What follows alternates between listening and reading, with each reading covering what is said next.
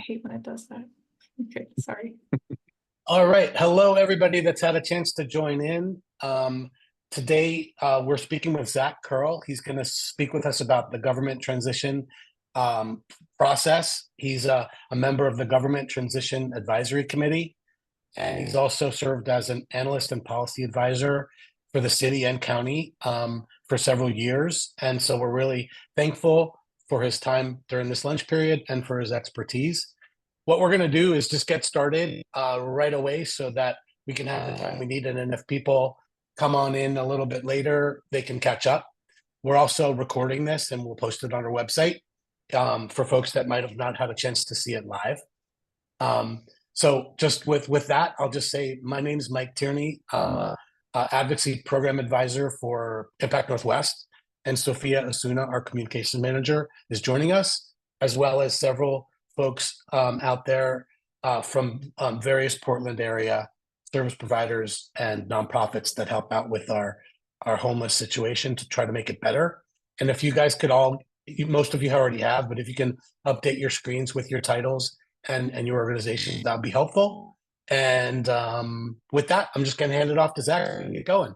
Thanks for joining us, Zach. We appreciate it.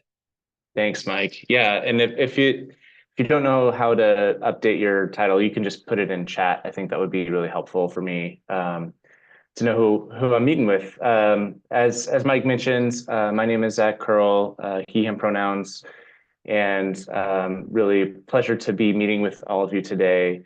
I'm going to do kind of a real high-level presentation. I'm happy to bring back slides that will cover if there's more detailed conversation and interest, but just giving you kind of a preview, and then that way we can spend the most of the time on kind of a back and forth Q&A.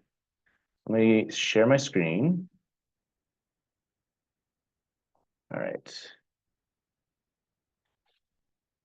So this is just a kind of an opening screen. Can you all see okay?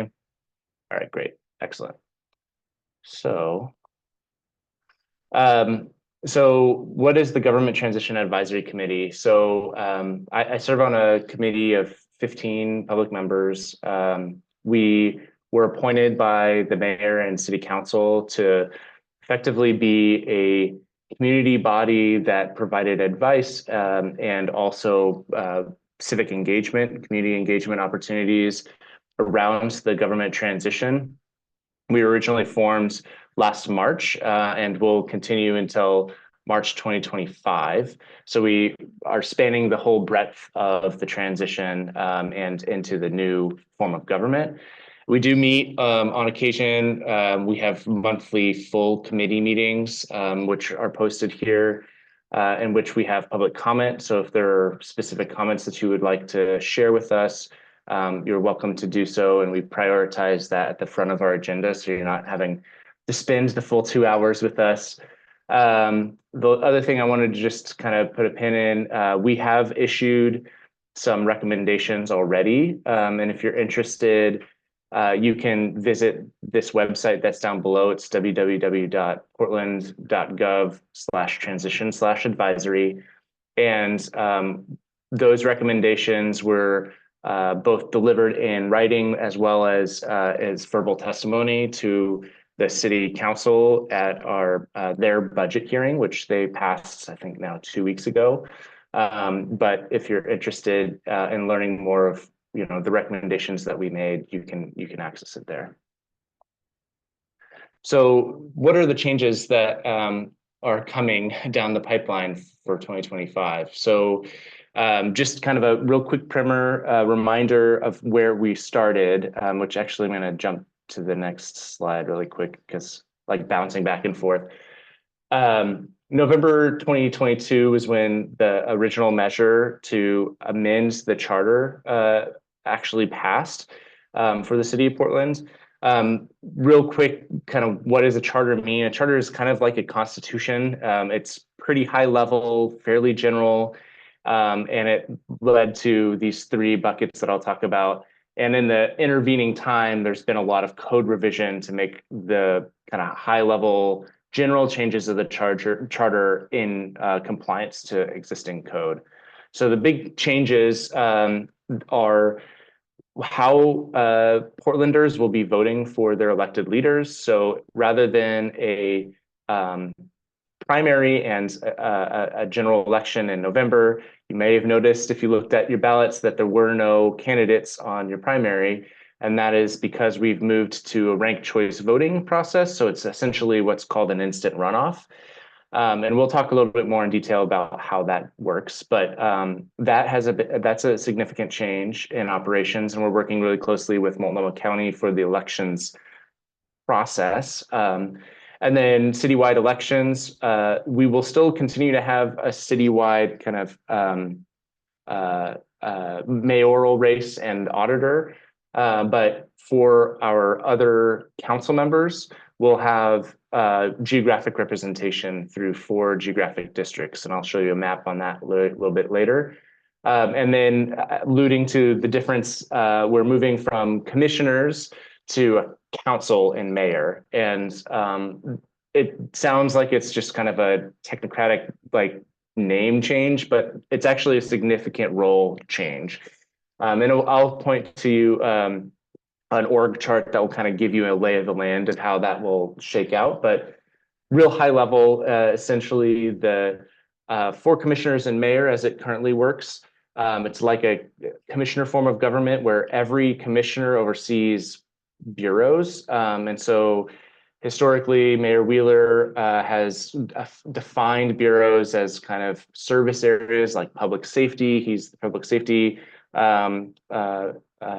commissioner, so he oversees the police bureau and the like. There's a different commissioner that might be overseeing parks and a different commissioner that's overseeing fire.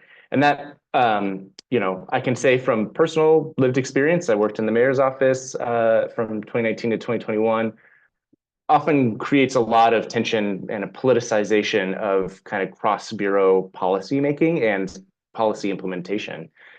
The other piece of this as having a commissioner overseeing a bureau is they're effectively like a CEO. And so that body will vote and deliberate on things like contracts and kind of general functions as as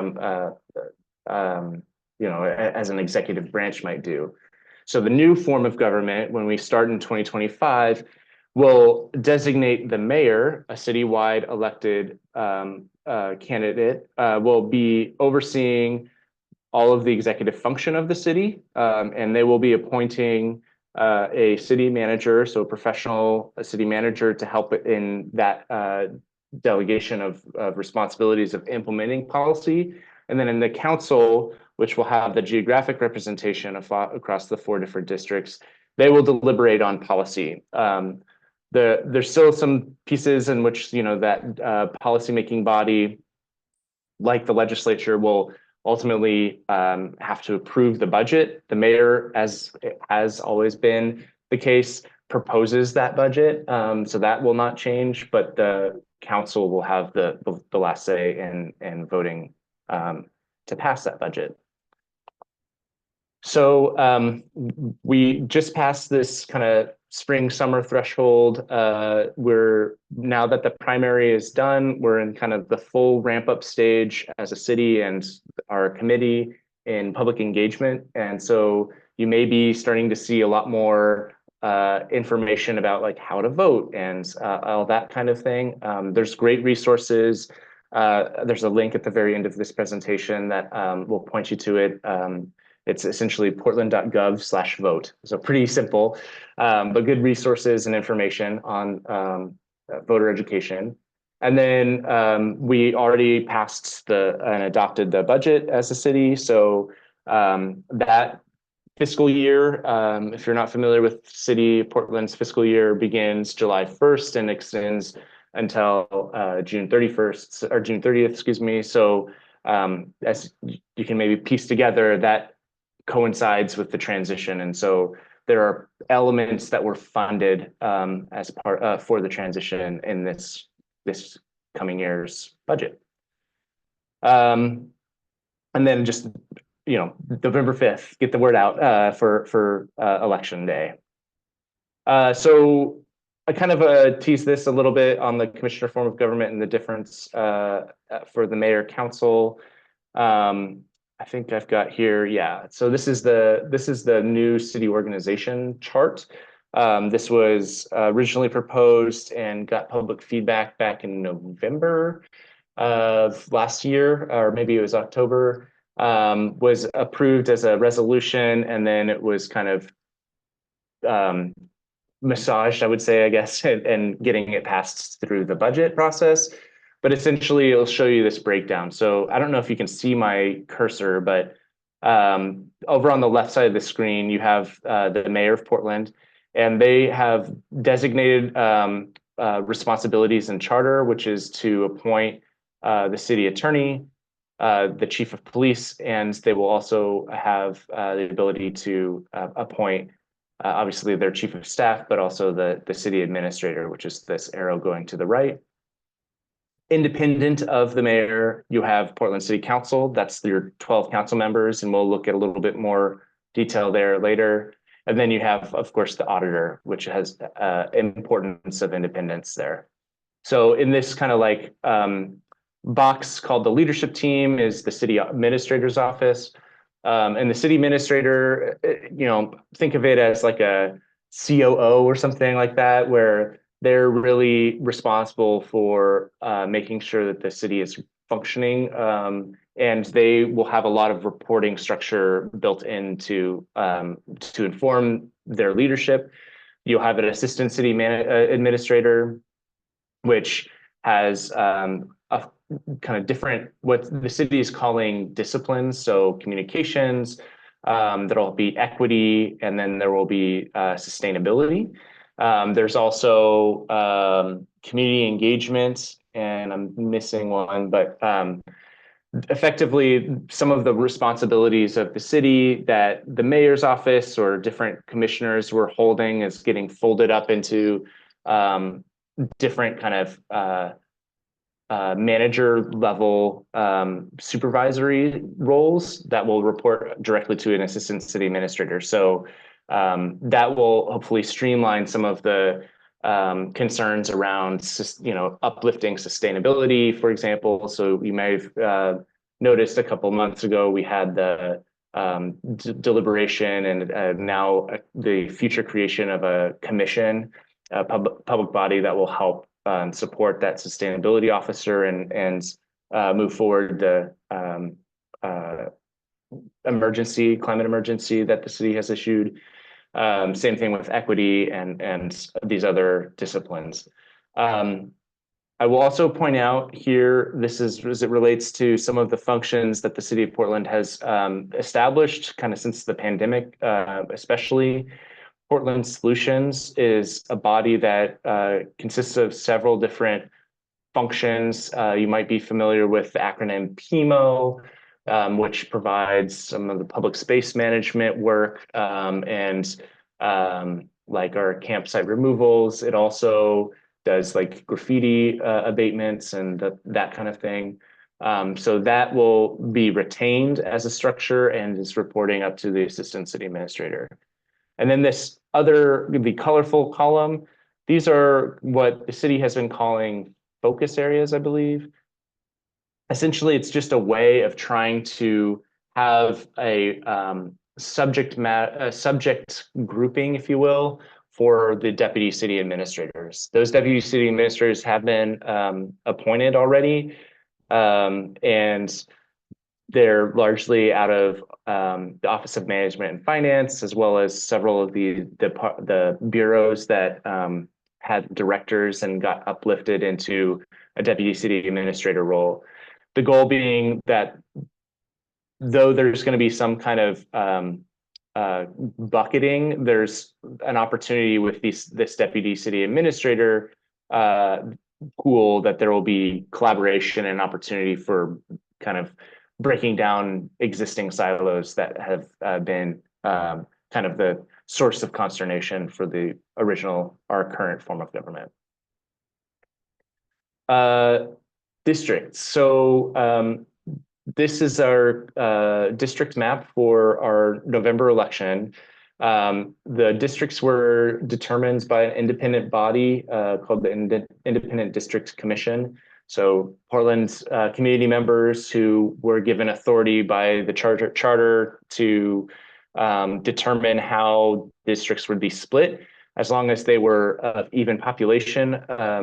And there were some guidelines that were spelled out in the charter, such as having geographic features as a way of delineating districts or transit corridors. So that's why you see like a clear division across Willamette River for the most part. You'll have that with 82nd, 205, and that kind of thing. These districts will be revisited every 10 years with updated census data, and will continue to be an independent commission.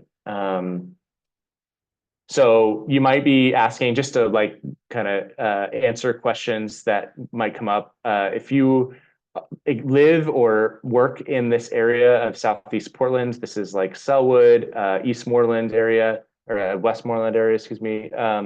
That area is brought into District 4 for the purposes of balancing population. It was of great conversation with when it was being deliberated back last year in July, August. There's public hearings. And again, 10 years in the future, there might be changes in population, so that could be revisited. And as I mentioned before, each of these districts will have three representatives, and it will be they will be chosen through what's called a multi-winner election. So I think we'll see a ballot here in a moment. But essentially, it means that rather than for each seat having a separate election, everybody is running for those 3 seats, and then that will help ensure greater representation, having everybody essentially running for a shared pool of seats. And we can talk about the math if you want, but there's math to support that. So I think that's all on the district side of things. Let's see. So here we go. So this is kind of where we're at now with our initiatives of trying to get information out to the community about ranked choice voting and where to find information. So on the right, that's your portland.gov/vote resource, which has a lot of great content similar to what I've already showed you in this presentation slide deck, as well as some like kind of tutorials of how to correctly vote within this ranked choice ballot. And we'll go over that in just a second. And then there's also a great tool that is embedded, which will allow you to digitally be able to like simulate how to identify who you would like to vote and how that vote gets tabulated.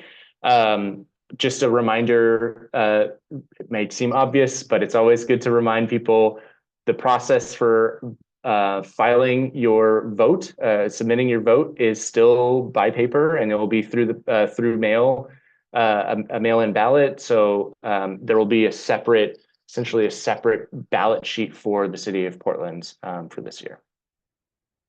So this is kind of a catch-all slide of things that I've already a little bit talked about. There's some resources here shown at the above of what's on the portland.gov/vote site. So there's infographics, there's explainers about the districts and how to file correctly a ranked choice ballot, as well as information in different languages. If you're working with constituents in Spanish or in Chinese and Vietnamese, I believe there's several other languages that I can't remember off the top of my head.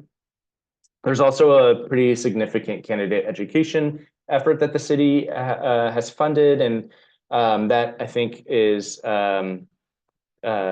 important to be mindful of. Like, candidates are one of our great conduits of voter education, and so the city has invested for the first time in doing voter education for a broader population, rather than kind of deferring to the county on doing voter education. So one of these efforts is what's being called the focus outreach. It's essentially a grant process that was appointed to the United Way and other coalition to essentially do issuing grants to help with voter education with hard to reach communities or communities who've historically been left out of decision making at City Hall.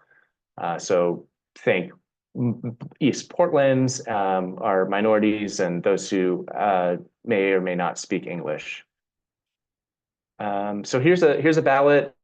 Real quickly, kind of, it will look like a matrix. It's kind of intuitive, honestly, once you start to think about it. You don't want to be duplicating your choices in columns, and you don't want to be duplicating choices on rows. So you have an opportunity to rank up to 6 candidates that you prefer or would support. You're not, you do not need to be identifying or voting for a candidate that you don't support. That's not the point. But it allows you to kind of choose maybe who you personally, as a from a values perspective, who you personally would support, and if that candidate is not winning a majority of the vote, then then your vote would still be considered with your second rank, for example. And this ballot, this is a example. It will look probably pretty similar, but the design is still getting worked out. But this would be for the mayor's office, but this would also be the way it would look for your district's representatives, because as I was mentioning before, it's a multi-winner election for those candidates. And so essentially the top 3 vote getters would be elected as representatives for that district. So real quick, like maybe another obvious one, you won't, when you receive a ballot, won't be seeing like all the districts. You're only voting for your district, the mayor and the auditor for a city race. And by the way, this is the portland.gov/vote/2024 is the same website as portland.gov/vote. So just, I know that I said that it's just vote, but yeah, portland.gov/vote. It's a lot easier to remember. What is on this page? So yeah, I kind of just mentioned this. Sorry, bouncing around a little bit with my information. So I think there's some examples in here of how, where you might, like what constitutes invalid or oh yeah, here's a good point. So write-in campaigns, there's also still the opportunity for write-in campaigns. And so here's an example below candidate G, where you have the opportunity to write in a candidate. When it comes to the districts multi-winner elections, there should be, I believe, 3 write-in spaces. So you can identify, I think, up to 3 write-in candidates if you wish. So here's some examples of like a incorrectly filled out ballot. This is what's called overvotes. So as I was mentioning before, you want to only have 1 vote to any given column. So this has 4 votes for ranked 1. So this is invalid. We're not completely invalidating the ballot. So the county and the city have deliberated on this, and they've determined the best way of going about this is to invalidate. We can't determine who was the preference if there's multiple picks on rank 1. So it skips to the next valid rank. So it would shift rank 3 to rank 1, rank 2 to rank 4 to rank 2, and so forth. And then I think here's another example. So repeat rankings, if you've ranked, you don't want to be ranking multiple times for any given candidate. You might want to just say, I really like candidate A. I want to rank them 3 times. Please don't do that, because it basically restricts your opportunity to rank fully all candidates. We'll acknowledge the first rank choice, but the other 2 will be ignored, and then you'd have rank 4 move to rank 2, that kind of thing. And these kind of like examples are also on that website, portland.gov/vote. So, if you're thinking about the process, we will be, you can drop in a ballot in a Dropbox, you can mail it. The process is still the same as you experienced if you participated in the primaries. Multnomah County has signed an IGA to work with the small number of households that are in Washington County and the small number of households that are in Clackamas County that are still part of the city limits of Portland. So Multnomah County will be kind of the primary elections office that will be processing these. They will go through the same verification process where they'll verify signature. They will, if you're interested in observing, there's opportunity to observe at their location on 11th and Morrison, I believe, or Belmont. I can't remember, but Southeast Portland, inner Southeast Portland. And here again are some more resources. There's the portland.gov/vote, and also Multnomah County has resources as well, where if you're not sure if you have registered to vote, that's a great resource. And they're generally really supportive of, if you're trying to, say, as an organization, do outreach with communities that as like a voter registration campaign, if you will, they have been open to supporting those efforts. I know I've gotten great assistance in doing so with colleges and universities in the Portland area. Other resources, 311, which also has staff that speak fluent in other languages. Just want to elevate that resource as well. And I think, yeah, that's more or less it.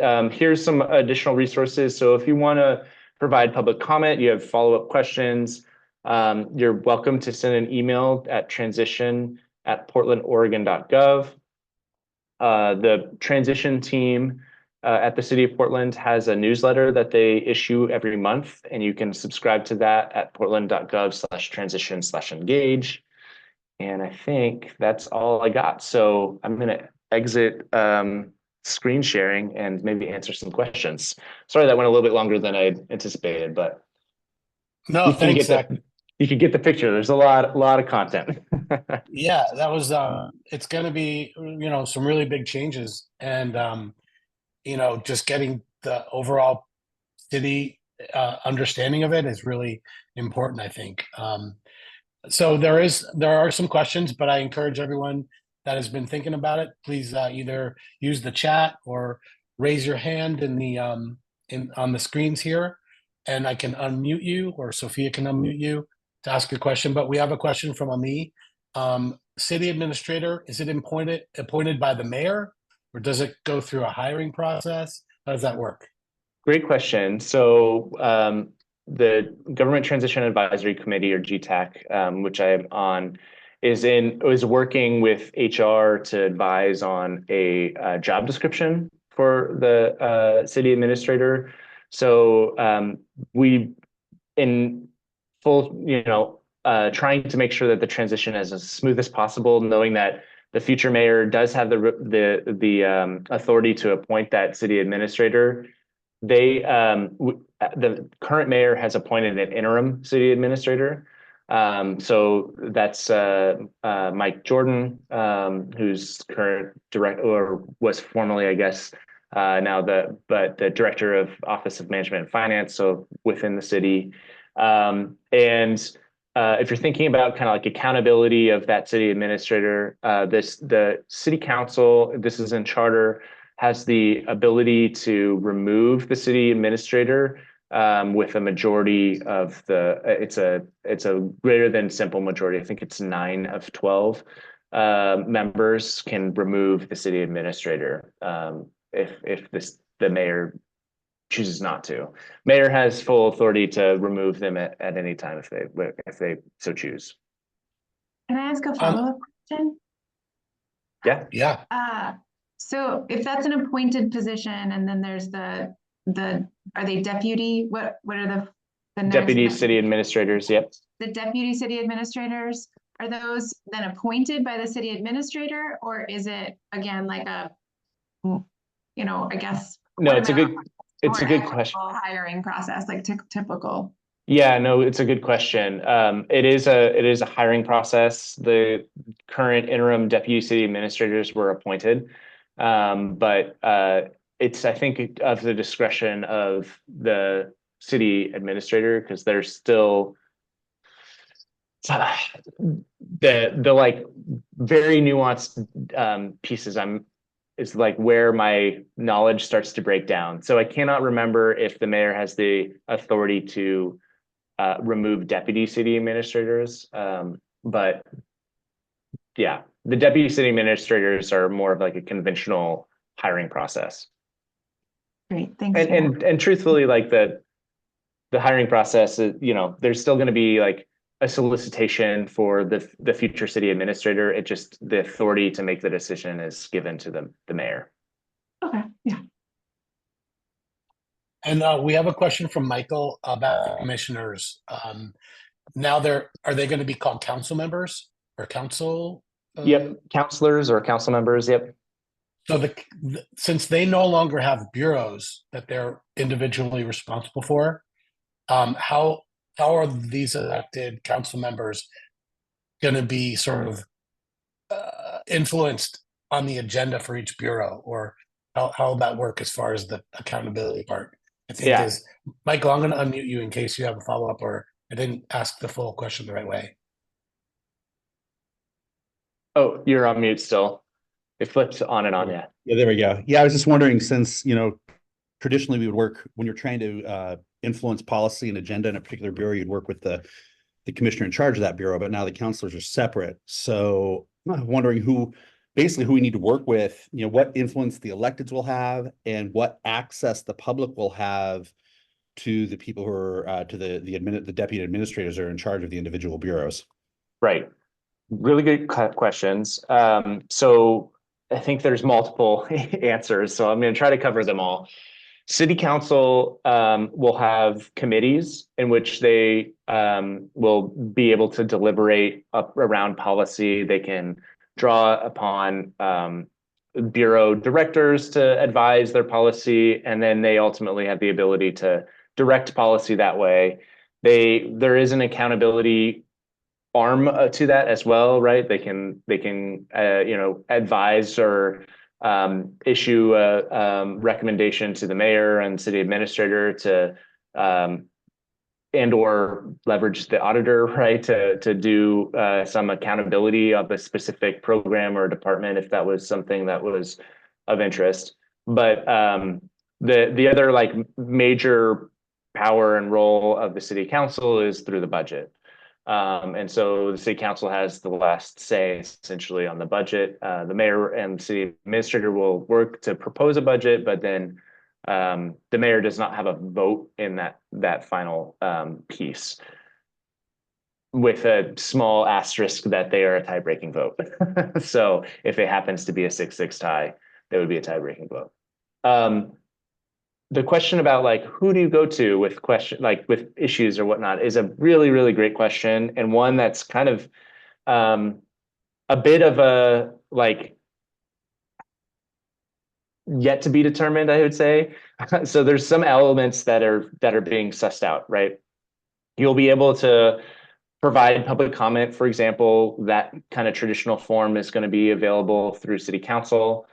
There's going to be an opportunity with there's been a lot of revamp of civic life, or formerly civic life, where they have district coalition offices 4 district coalition offices. There was a recommendation by GTAC to invest in supporting at least some in-district office space for their elected leaders, so that they're conceivably more accessible to the constituents in that regard. And then when it comes to like complaints and issues of specific programming, this is where like having the hierarchy organized around a city, like a unified leadership, is going to make it hopefully more streamlined and improved. 311 is going to be a great resource, and some of the like what has historically been championed as like a way of a one place to issue complaints or elevate policy recommendations and the like. That is going to be beefed up, and then there will still be some existing structures like video went off. There'll still be some existing structures like PMO, where they will be working with neighborhood associations and organizations, like kind of case by case, to address issues of campsite abatements or graffiti. Okay, so what I'm hearing here, I'm hearing that there's a lot of administrative streamlining, but what I'm seriously seeing lacking here is where concerned citizens on issues like, obviously we're talking about homelessness here, but also I'm thinking about things like transportation, who want to impact and influence citywide policy on that. I don't see, it looks like we are closing off avenues for the public to be involved in those level of policy discussions. I don't see any of that here. Obviously council meetings have become very dysfunctional over the last few years for a lot of reasons, but that has historically there's been the perception of direct access to city policymaking through that. And now it looks like we're really abstracting the public away from that policymaking. So as we're a lot of us are on a citizen committee here with Impact Northwest. We are the engaged, we're a constituency of engaged citizens. And I'm very concerned, very alarmed, in fact, because the state did the same thing. Kate Brown eliminated all the commissions at the state level. Really concerning here about the removing of the citizenry from policy discussions. Yeah, and let me try to maybe correct my things that are unsaid, right, about this, right? Committees and commissions, there's a ongoing audit, I guess. It's not a formal audit, but a review of the existing committees and advisory bodies that the city has to try to better streamline them to the new structure shakeup, right? Because we have so many at the city of Portland, and honestly, not all of them are being used in a way that demonstrates that they are taking the feedback from constituents. So there were recommendations that we issued as a committee around that as well. But so those bodies still will be carried over, and then the committees will have public comment opportunity as well.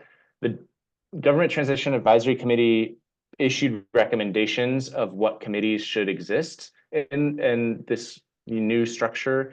It ultimately is at the discretion of the future council. So the future council will appoint a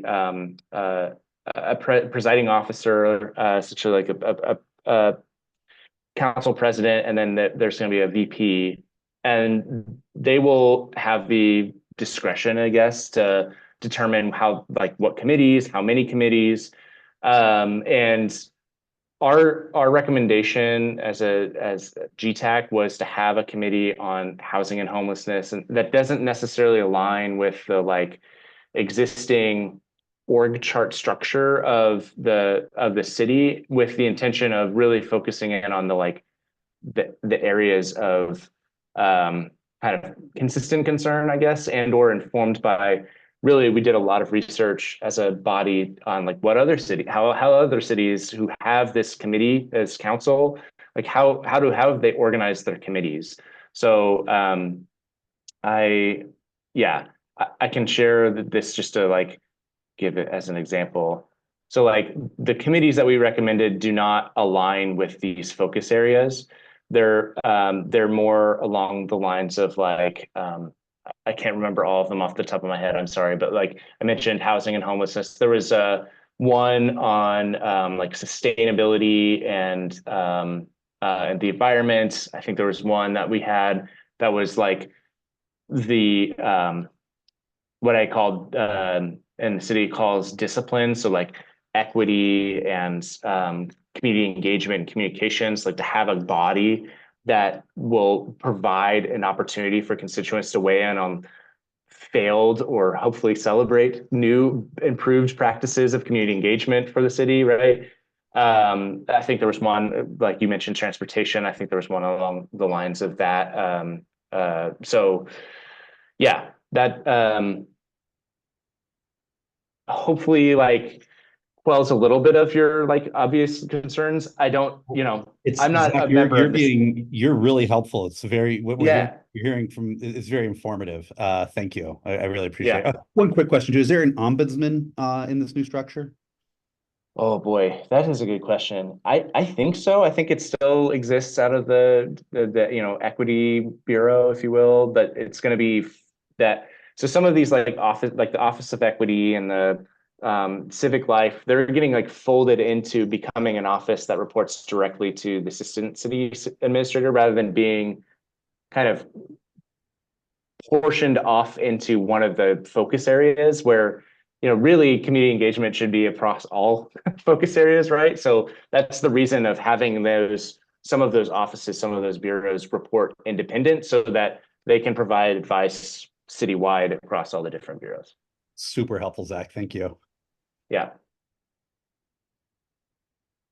I think I mean, Amy I'm trying to. yeah. Great, thank you. Yeah. Just to follow on this same train, I'm wondering the committees that you're speaking of, which I'm also imagining include like these community oversight bodies.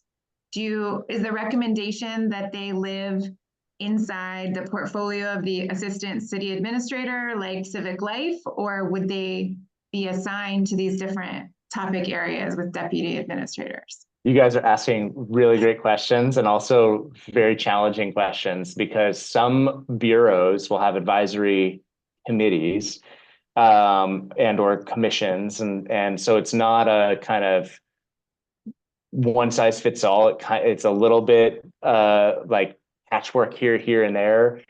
There's, like I mentioned, a commission that's going to be directly kind of reporting and informing the sustainability officer that will report to the city deputy city administrator, or excuse me, the assistant city administrator.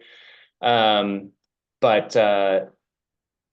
yes, like there are, for example, bureau advisory committees. That's like a real budget advisory committee. Excuse me, like that's like a really ripe area for innovation, I think, for the city, because a lot of them have not been. So we, if you're really interested in that and like want to get into the weeds, we've been making recommendations on how to improve community engagement around the budget as well as a advisory committee. This summer, actually, as it relates to this, and this might interest a broader group, we're kind of taking our recommendations that we delivered to the council and kind of bringing them back to the public and being like, hey, this is informed by research, and to the extent that we had time, some public engagement, we're going to do a more concerted effort on getting engagement. So there will be surveys, and we'll have 2 virtual and 1 in-person session to inform the recommendations, which all includes the budget work group recommendations that relate to this community engagement piece.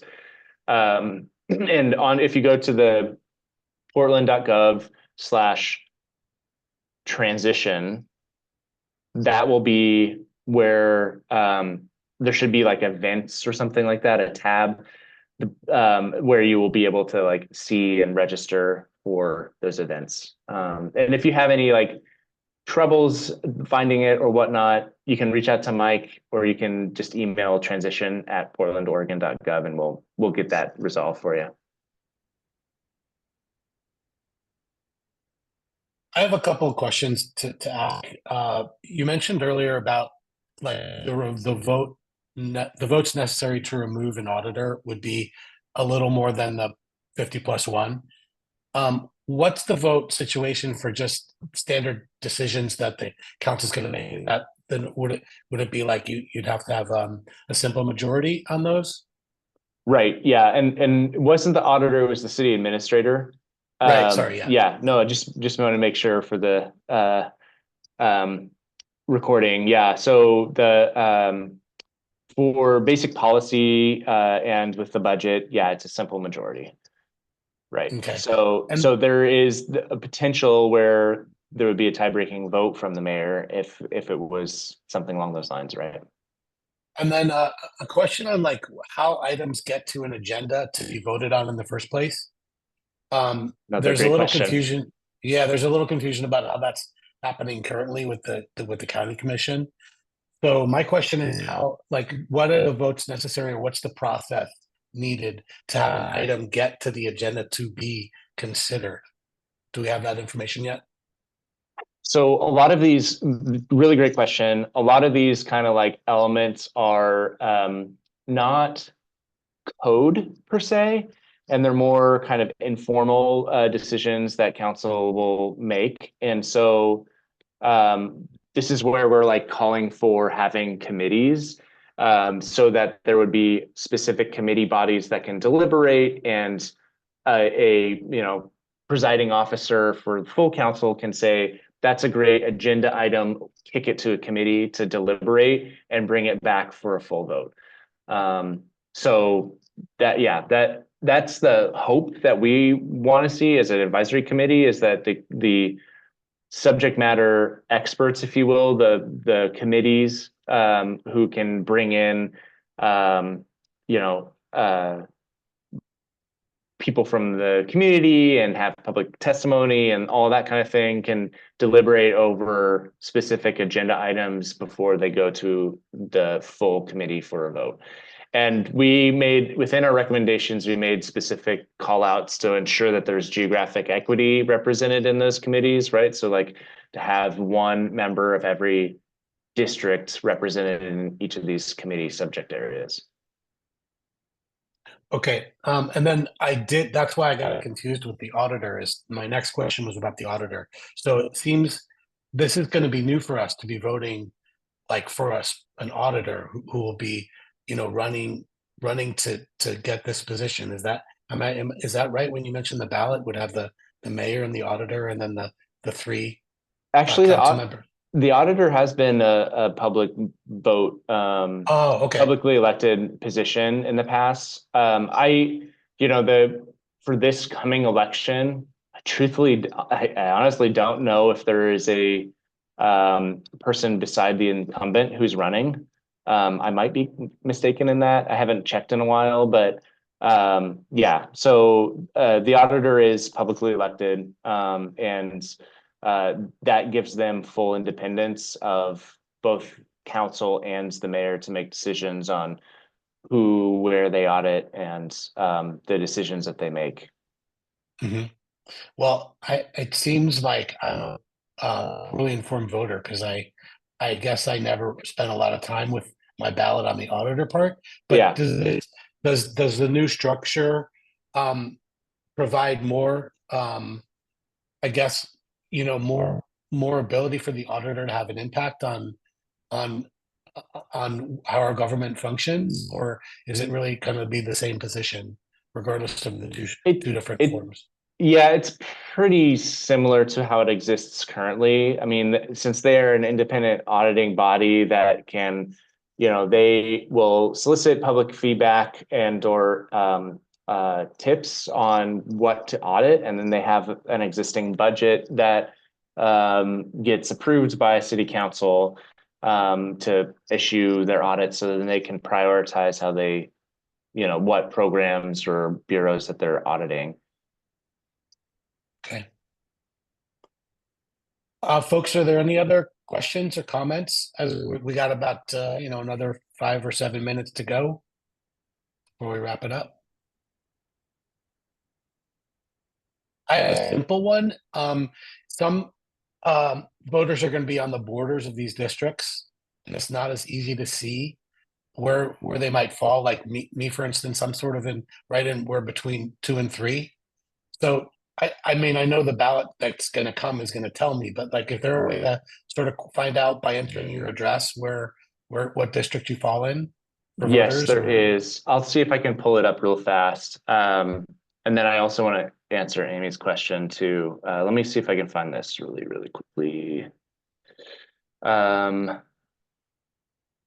if you are, this is not the maybe like preferred way. I think if you go to the county, it might be able to, but this gives you like a high resolution district map, what I just posted in the chat.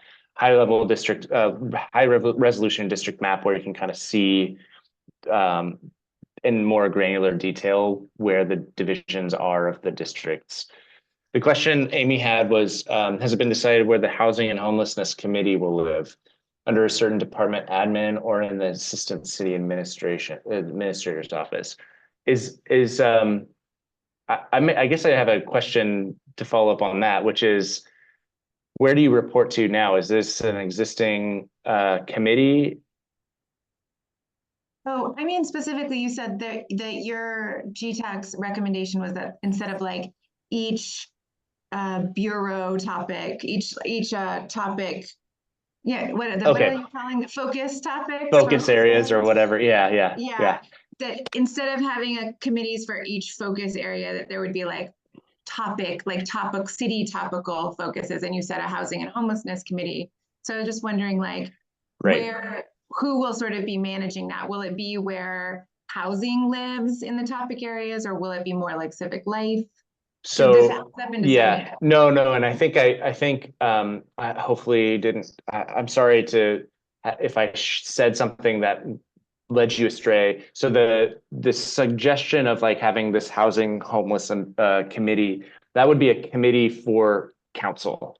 So council, as a council body, they can determine whatever committees they want. If they ultimately decide, I think several of our existing commissioners have been wanting to recommend that those committees be aligned exactly with the focus areas so that they're better accountable to what all of those bureaus are doing. But our recommendation is to be a little bit more independent of that structure, to provide advising, say on, if it was for this housing and homelessness committee, they could, in theory, look at policy around the Joint Office of Homeless Services funds. They could look at policy on the Portland Housing Bureau and affordable housing efforts.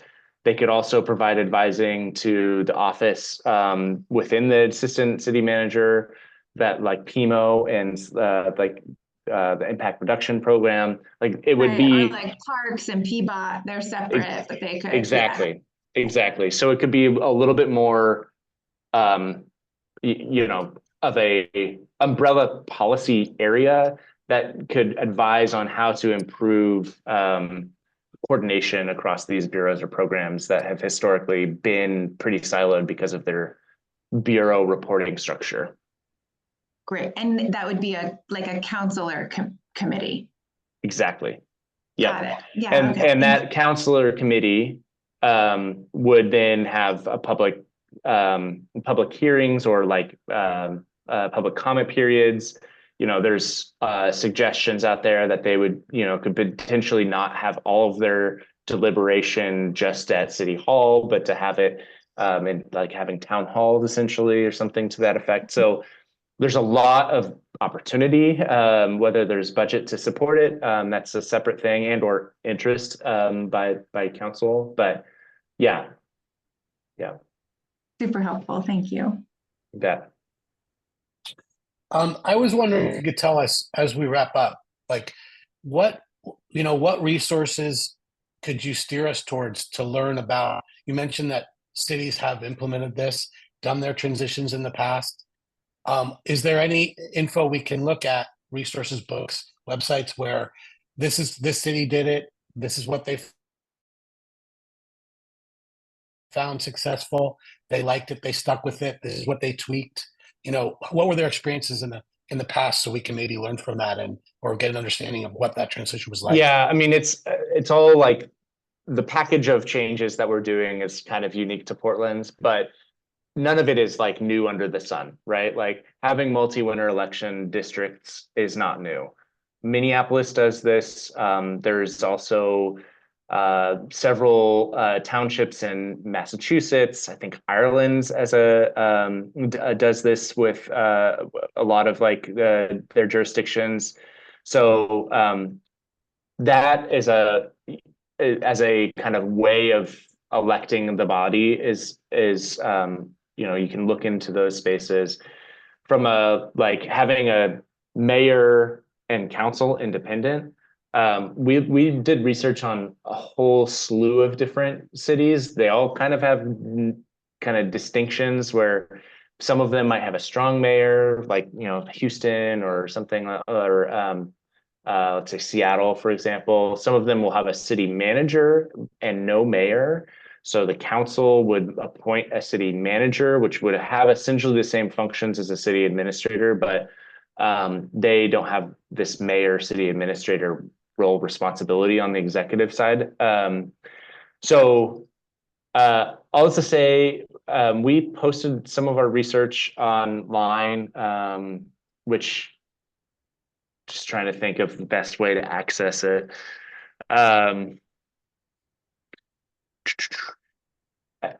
It's imperfect, I admit, but all the documents are hosted here on the portland.gov/transition/documents. And I'll just kind of like give you a rundown. We looked at, I think it was something like 20 different cities, all kind of this like mid-population level cities. So Tacoma, Sacramento. We did look at like San Francisco because they have a city and county body. Like all the way down to like Santa Fe. We looked at a lot of different cities and townships to like kind of think about how this structure can be informed by other cities that have gone through it. And I think, the reality is there's only so much that we are doing until the new body is in place. And then there's going to be how the city's been talking about it is like there's phase 2, which is implementing some of the recommendations that they just aren't functionally able to implement because the people who are going to be impacted by it, the council and the future mayor, are not in place. And so that's like, the committees and all those kinds of things that we talked about. And then they're thinking long term, there's phase 3, which is the change in the charter is a recurring opportunity. There's a charter commission that reconvenes every 10 years. And so if something's, functionally needs to be tweaked within the charter, there's a public body that will deliberate the opportunity of kind of making changes along the way. Mm-hmm. Okay. Well, that's a lot of information to digest. So thanks again for all your time, Zach. We really appreciate it. You bet. And feel free to reach out and reconnect if there's other questions. Happy to be a continued resource. All right. We appreciate it. All right. Take care. Bye, everybody. Take care. Bye.